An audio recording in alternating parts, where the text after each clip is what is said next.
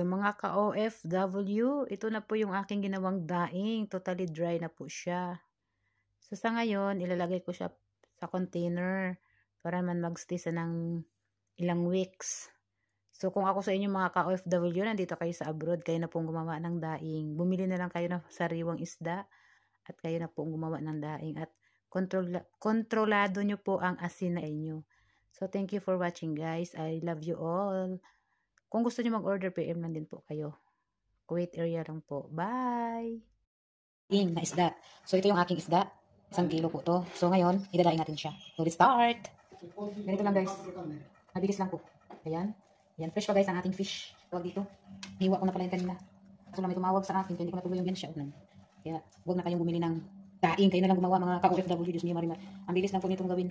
Pati nga guys, ano eh. Nagdadaing ko dati. Pag 10 kilo. Gawa. Ayan. So ito na siya. Ayan, ihugas natin mga kamari. Ihugas. Set ang kinisin lang natin yan. Mabuti.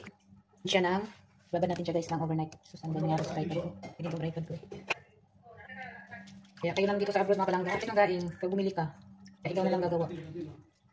Kaya hugas. Tapos na natin hugas ang ating, pinatapos na natin hugas ang ating isda. Na siya mga kamari, di ba? Ganda-ganda, guwapa. Ito na tayong, mayroon tayong asin. Ayan, natin asin. So kayo na magtansya kung gusto nyo. Kung gusto nyo medyo makiyan ang timpla. Second ko ice para ano, para yung isda. So ayun mga kamari, lagyan na natin ang isda. Tapos lagyan natin ng bawang. Dili na po gawin magdaing. Matyaga ka lang, pero kung tamad ka, bumili ka na lang. Ano siya? Ayun ang ating daing. Ayun guys, meron ako itong bawang. Didikdikin natin to para sa ating daing.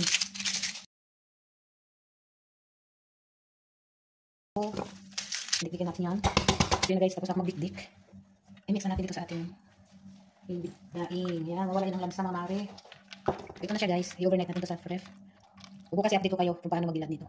Ito na yung daing natin. So, ibibilad ko na siya sa araw. Bango. Sobrang bango. So, wait lang. Ilagay ko muna siya dito. Oh guys, sobrang bango na ating daing. Ito ko muna siya ilagay para umano tumulo yung tubig. Tulig, sakit sa kamay. Ayan ang ating daing. Bawang ito guys. Oh, sakit sa kamay. Sobrang lamig. So, ayun na siya. Ating daing. 1 kilo yan guys. So ibibilad ko na siya sa araw. Ito na yung ating daing. Ayan, binilad ko na siya sa araw. Mainit dito. Okay na yan. So, balik rin na natin ang ating daing. Ayan. Ayan, medyo tuyo na po guys. Ang bango. Balik rin natin.